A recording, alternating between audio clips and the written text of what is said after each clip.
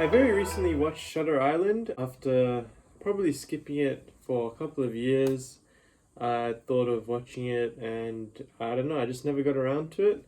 But I did watch it finally completely in one sitting and holy crap, was that a good movie. Shutter Island is basically a mystery thriller, part horror, not really, but mostly thriller. Stars Leonardo DiCaprio, Ben Kingsley, Mark Ruffalo. We start off with two marshals, US marshals, named Teddy Daniels and Chuck.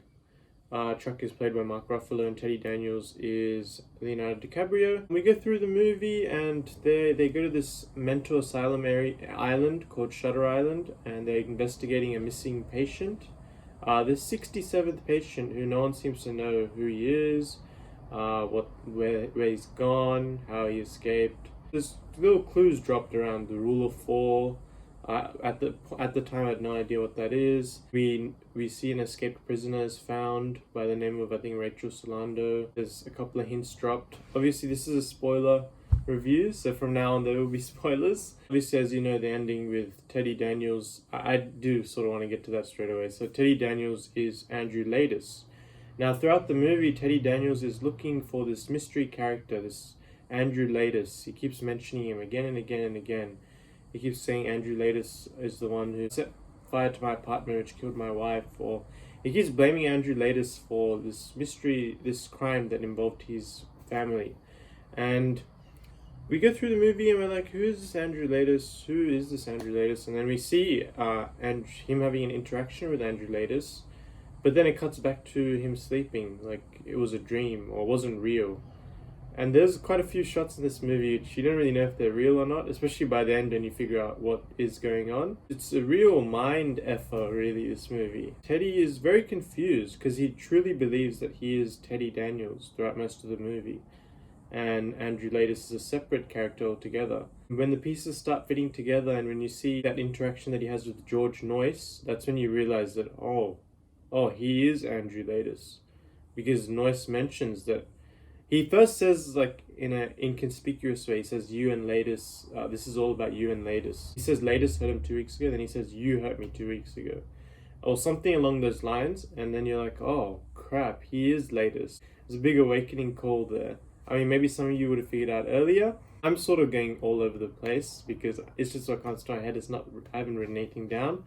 But he has an interesting conversation with a Rachel Solando in a cliff.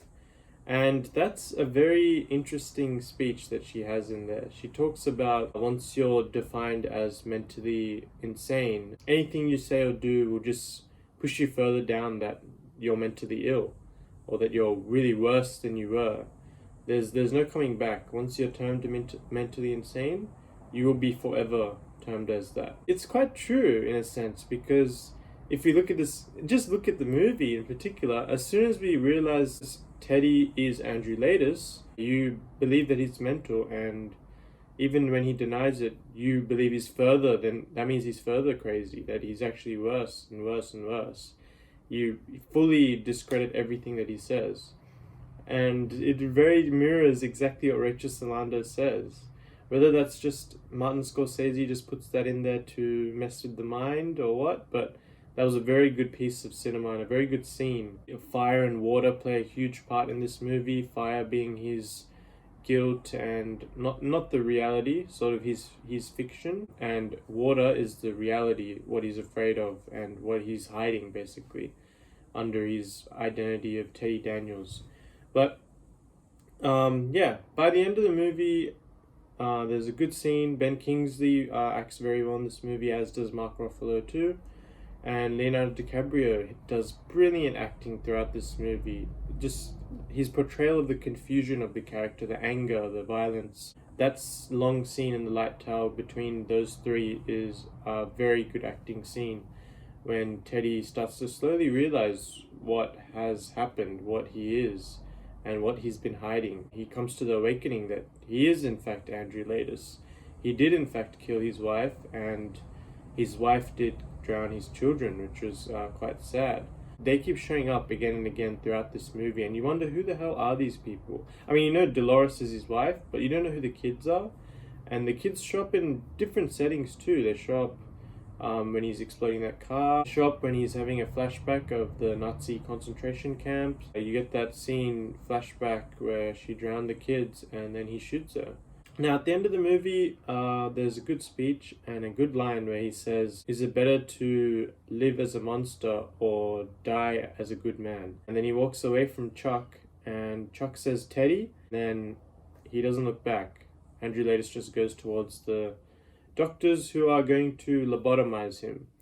But it says to me that he knows that he's not Teddy. He knows that fact now. He just played along with it again. But he accepts the fact that he is a monster now, and he realizes that, and he doesn't want to live as a monster anymore. He wants to die as a good man, die as the US Marshal that he was before he went insane. And that ends the movie with a shot of the lighthouse at the end with some damning music. Overall, it was an amazing movie, but I'm still a bit... This sort of movies always leave something in your head, right? It always leaves you with questions, because that's the type of movie that this is. And that is the type of movie that the directors are trying to portray out there. So there's obviously multiple endings that people think are plausible. The most appropriate one is what I just said, that he accepted he is Andrew Latis, but he doesn't want to be that person anymore. He just wants to die or get lobotomized. But other people have also said that fact, especially the Rachel Solano speech, that once someone's termed mentally ill, you don't believe them. But what if he actually was just a normal person and they were trying to stop him from finding out what's going on this island? What if that's the case? And there's some plausible evidence for it, although there's some things going against that theory too. Then there's also another damning theory, which I believe is very possible, is that Andrew Latis didn't just kill his wife, or that's not the way he did it. He did something far worse, because the fact that he's come to a mental institution for killing his wife after his wife drowned 3 children doesn't really tell me much, because, I mean, that's pretty understandable. He's in shock and grief. But the fact that he's gone completely off the radar, he's schizophrenic, he's really violent. Of course, he did have the army stuff beforehand. You'd think it's understandable how the situation, obviously it's not right, but the situation he was in was not a good one. His 3 children just got killed, and his wife did it, and she's like celebrating or something. So yeah, it's a bit confusing to me why he would be put straight into a mental asylum for that. And I do believe that theory, that possibly he's done something worse or he's done something else. I don't think he did kill his kids, but maybe the way he killed his wife was a different way. I'm not too sure. Could be anything, honestly. I'm sure some people in the comments will tell me that what I'm saying is wrong. It was a brilliant movie, nevertheless. I give it a rating of 9 out of 10. I really enjoyed it.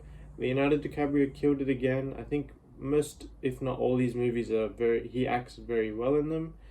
And it was a brilliantly directed movie by Martin Scorsese, leaving us with questions and really bending our minds and thoughts about the mentally insane. Let me know in the comments below what you thought of this movie. Was it a masterpiece? And what did you think of the ending? Which ending do you go with when you're rewatching it? Do you go different endings each time? And until next time, I'll see you guys later.